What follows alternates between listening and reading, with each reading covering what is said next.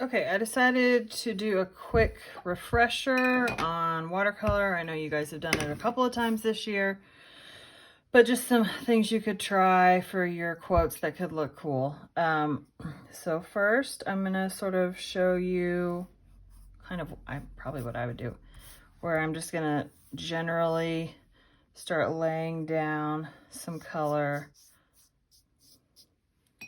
So you can just pretend like that my quote's in the middle here, and I would just start to put down colors I like in an interesting kind of fashion that sort of adds just a subtle touch to your quote. So I would probably do something like that, and then I might blend in, like, not blend, but add like some other color differentiation. So I have my blow dryer right here, and I'm gonna turn it on low real quick and get it dry.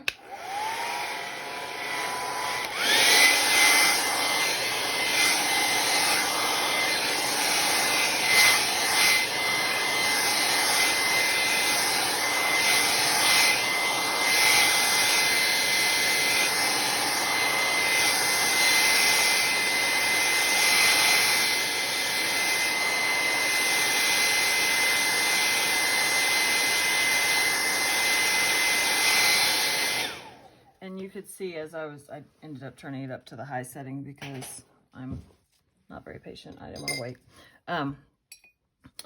You can see how the water was kind of going back and forth. So you probably want to definitely do it on low. And if I wasn't making a video, I would have done it on low. Because it can shoot your water outward, which sometimes is cool, but sometimes you don't want that.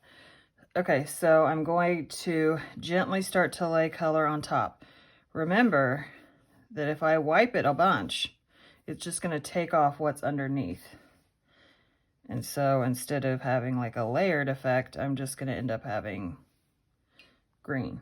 And then if I do it too much, it'll start to tear apart my paper. And especially if you are using paper, you know, from your printer, which I would imagine is what most of you are probably using because you're at home and that's probably what you have. So be super careful. Do not overwork your paper.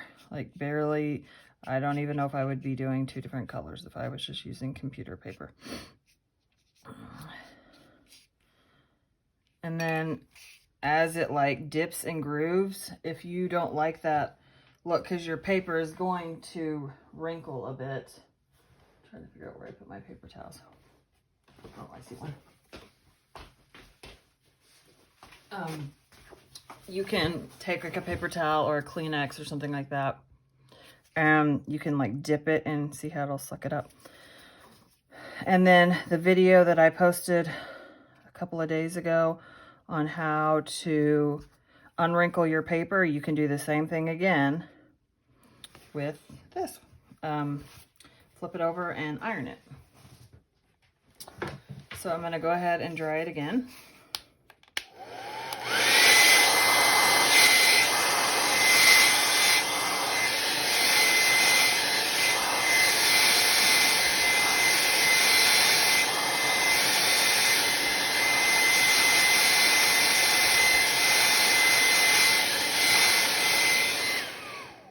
And then I'm going to add one more layer. Let's see, maybe I'll do like another blue. And as you can see, like I'm getting like a lot of paint onto my brush. I need to make sure I have enough water in there that it's wet, and then I'm going to get a lot of paint on there. And then again, I'm just going to gently, I'm barely touching the paper here because I don't want to start to wipe off what I just did. I'm adding a tiny bit more water.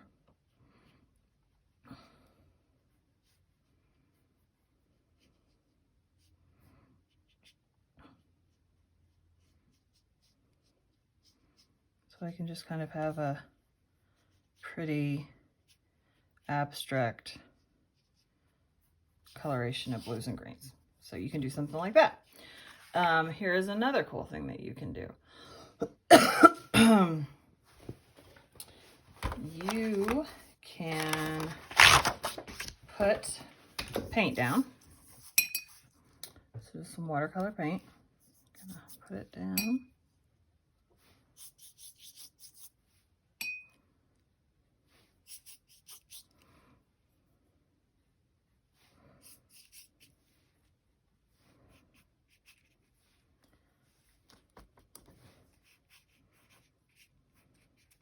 And then you can take rubbing alcohol and you can spray it. And then look how cool that is. And then it will dry like that. So I did one earlier today that is more dry. Doesn't that look cool? Another thing you can do. So that's just regular rubbing alcohol that you probably have in like your first aid kit. Let's see. Oh, there's two different ways you can lay the color down. You can either lay it directly onto the paper, like I did the last time, or you can wet your paper. Just make sure your water is clear. Mine's got a little bit of coloration in it because I just did the last two with the blues and the greens, but it's not too much. So I'm gonna get my paper wet, and it will definitely curl your paper. And this is not probably something you're gonna want to do if you are using copy paper.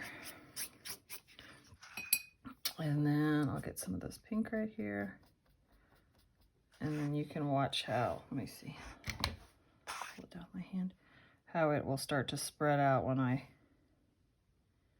touch it to the paper. So if you have like a lot of watercolor on your brush, you can play around with like the design. And that could be really pretty. Or you can also do like what I call washes of color, where you take the brush and just kind of wash it like that. But just keep in mind, this is not acrylic. You are not going to get some perfectly, exactly even, you know, the whole page the same exact hue of blue.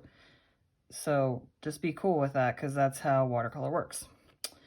So you can play around with it, do like lots of fun things. If you decided to do the rainbow, you could either do it really exactly, or you could wet the paper like this and then start to lay out your outline of a rainbow, and that could look like really pretty and sort of ethereal. So, you know, don't be afraid to try some new stuff, but maybe try it on another piece of paper first, and make sure, like I said on the last video, that you have erased all of the lines that you do not want there anymore, because once you put the watercolor over it, you really can't get rid of it.